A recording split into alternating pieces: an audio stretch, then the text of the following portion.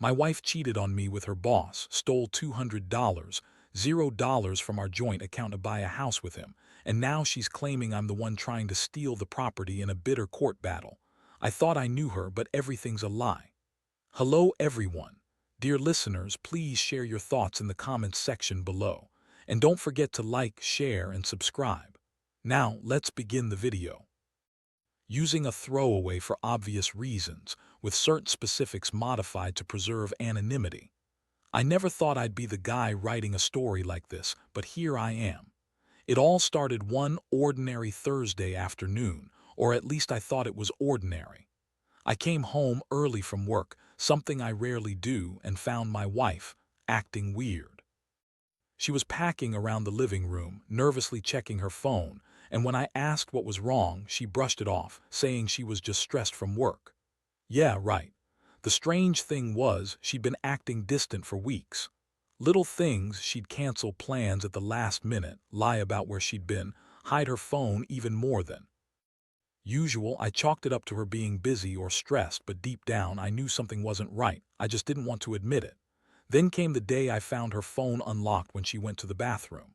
I wasn't snooping, but I saw a message from some guy named Tom, saying things I'd rather not see. It was flirtatious, suggestive, clearly more than just a professional relationship. My stomach clenched. My mind raced. I felt like I'd been punched in the gut. I started digging. I knew I had to be sure. I checked bank statements, and that's when I saw it, a transfer of $200, $0 from our joint account. Our account, which we'd been saving for years to buy a house, was drained.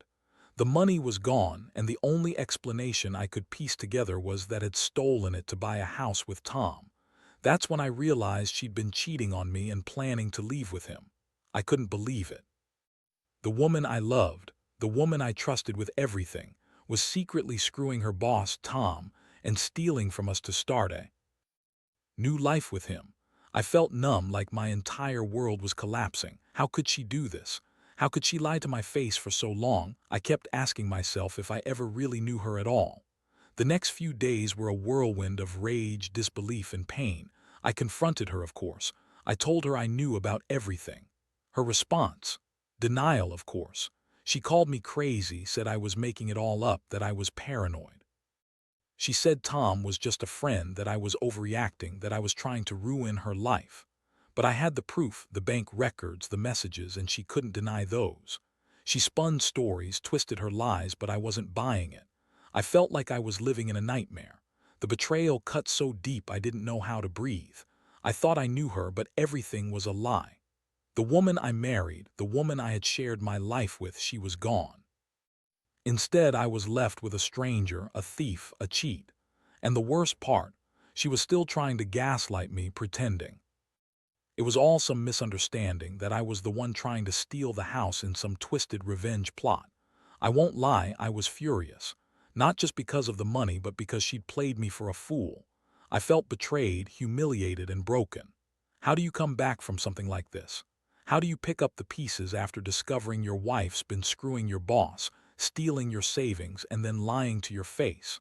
I didn't have an answer that day.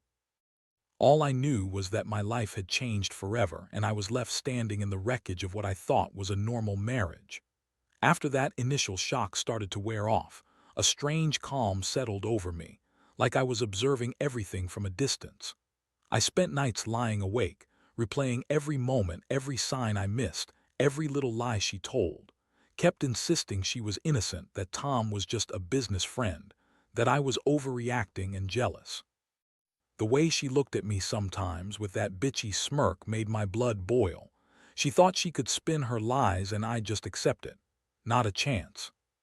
One day I decided I needed to see the full scope of what she'd done. I hired a private investigator. Yeah, I know it sounds extreme, but I had to know everything. Turns out, had been sneaking around for months. She'd been meeting Tom in hotels, at fancy restaurants, even in her office after hours. They'd been having sex. I found explicit messages and pictures, the kind that make your stomach turn. She'd been lying right to my face, telling me she was working late or at yoga. The PI also uncovered bank statements showing more transfers. Turns out she'd also taken a loan against our house, claiming it was for home improvements, but she used that money to buy the new house with Tom. They'd been planning this for a while. I felt like I'd been punched again. How could someone I trusted so completely turn out to be this kind of liar? I confronted her again. This time, I laid out everything I knew. Her reaction. She started crying, fake tears, I knew that, and then she went on the attack. "You don't understand, Mike," she snapped. "Tom is the reason I'm unhappy. He's the only one who really listens to me. You're so busy with work, you don't see how miserable I am. This isn't about money or sex. It's about me being trapped in a life I hate." I wanted to scream. I'd been working my ass off to give us a good life, and she was out screwing her boss and stealing our savings. That's when I realized how much she hated me, how little she cared about what we built. She kept insisting that I was the one trying to steal the house, that I was jealous and paranoid, that she loved me but needed something more. But I knew better. I knew she'd been planning this for months. The betrayal ran so deep I felt like I was losing my mind. I hadn't slept properly in days. I was furious, broken, and confused. How do you even begin to process a betrayal like this?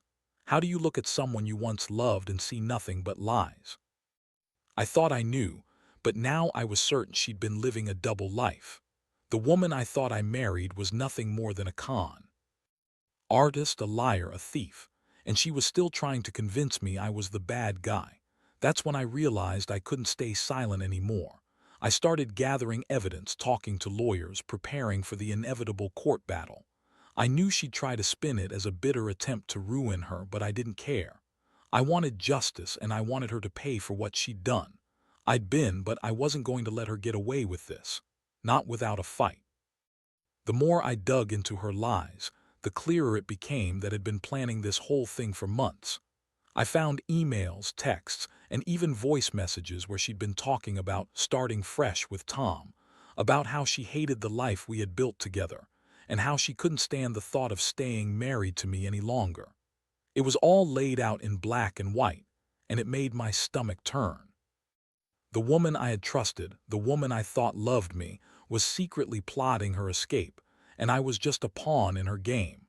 I started to piece together how she managed to steal $200, $0 from our joint account. She claimed she needed the money for a new start, but I knew better. She'd been funneling it into a separate account, which I discovered after going through bank statements I had access to. She'd been withdrawing large sums over time, carefully covering her tracks. She even took out a second mortgage on our house, claiming it was for repairs, but instead, she used that to buy the new place with Tom. It hit me like a ton of bricks. She had orchestrated this entire betrayal with precision. She'd lied to my face, manipulated everyone around us, and was now trying to spin it as if I was the one at fault. That's when I realized I needed to take control of the situation. I reached out to a lawyer, and we started preparing for a legal battle. I knew she'd try to claim I was trying to steal the house or that I was the one cheating, but I had all the proof I needed to show she was the real criminal here. Meanwhile, kept playing her games. She'd call me crazy and accuse me of trying to ruin her reputation. She insisted I was just jealous, that Tom was just a boss, and that I was imagining things. But I wasn't buying it anymore. Every lie she told, every excuse she made, just made me more certain she was trying to cover her tracks. I knew she was trying to manipulate the court, to make it seem like I was the one at fault, but I wasn't going to let her get away with it. Then came her latest move. She filed a court case claiming I was trying to steal the house, that I was the one behind all the accusations, trying to take everything she had. It was a desperate attempt to turn the tables, but I saw through it. I had the evidence, the bank records, the messages, the witness statements. I knew I was about to face a bitter legal fight, but I was ready. I couldn't let her get away with destroying everything we built, not without fighting back. I felt a mix of anger and sadness. Anger because she'd betrayed me so completely, and sadness because I'd lost the woman I thought I knew. Still, I had to stay focused. I had to do what was right, not just for myself but for what was left of what we once had. I kept telling myself that justice would come, even if it meant battling her in court for what felt like forever. I just hoped I'd come out the other side with some measure of truth and maybe, someday, some peace. The court hearing was one of the most intense experiences of my life. Showed up, looking as bitchy and manipulative as ever, trying to act innocent, like she was the victim here. She spun her usual lies, claiming I was trying to steal her happiness, that I was paranoid and jealous, and that all I wanted was to ruin her reputation. She even had her lawyer present, a slick guy who looked like he knew exactly how to twist the facts in her favor. But I had the evidence. The bank statements, the messages, the witness statements from people who saw her sneaking around, and even the hotel receipts where she and Tom had spent nights together. I presented everything I had, and I saw her face twist in anger and frustration when the judge looked at the facts. It was clear she was trying to manipulate the court, but I'd done my homework. During the hearing, kept insisting she was the victim, that I was just jealous and that she loved me but needed something more. She cried fake tears, threw in some petty insults, and accused me of trying to control her.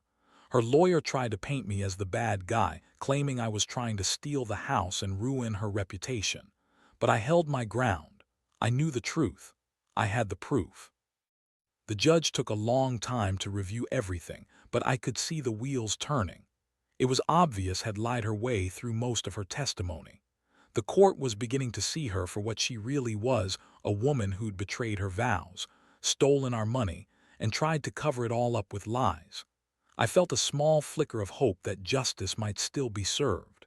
Meanwhile's attitude was a mix of defiance and desperation. She kept insisting she was innocent, that Tom was just her boss, that she'd never cheat or steal from me. But her words sounded hollow, rehearsed, like she was just reading from a script she'd carefully written. I knew better. I'd seen her true face, and I wasn't about to let her get away with it. I was ready for the fight, even if it meant enduring more pain. I just wanted everything to come out in the open, to finally get some closure. The hearing ended with the judge promising a decision soon. I left the courtroom feeling exhausted, but relieved that I'd laid everything out. I knew the road ahead wouldn't be easy. She'd probably try to appeal, keep spinning her lies, and fight to keep the house. But I also knew I had the truth on my side. That's what mattered most. I had finally exposed her, and I was determined to see this through to the end, no matter how long it took. After the court session, I felt like I could finally breathe again, but I knew the battle wasn't over. Was furious. She threw a tantrum outside the courtroom, screaming and crying, trying to rally support from her friends and family. She told everyone I was a monster, that I was trying to ruin her life, that she was the victim. Of course, she played the victim role perfectly. That bitchy smirk on her face was a sight I'd never forget. She looked at me with pure disdain, like I was the enemy and she was the innocent angel. I, on the other hand, had to stay calm, even as my gut twisted in rage and heartbreak. I knew she'd do everything possible to fight me, to twist facts, to keep that house and the money she stole. I worked closely with my lawyer, preparing for the next phase, more hearings, depositions, and probably a lot more lies from her side. The worst part was the emotional toll. Every time I thought I was done, something else came up. A new lie, a new scheme. Meanwhile, I started to get the details about the house she'd bought with Tom. It was a massive place, worth more than I could have imagined, and she was planning to move in soon. It hit me hard. She'd stolen our future, our savings, everything we'd worked for. That house was supposed to be our dream, and now she was planning to live in it with her boss, while I was left with nothing. But the mess she created. I felt a mix of betrayal, anger, and sadness I couldn't shake.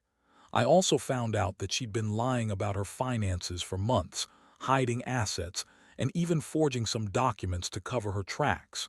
It made me realize how deep her deception went. She wasn't just cheating on me.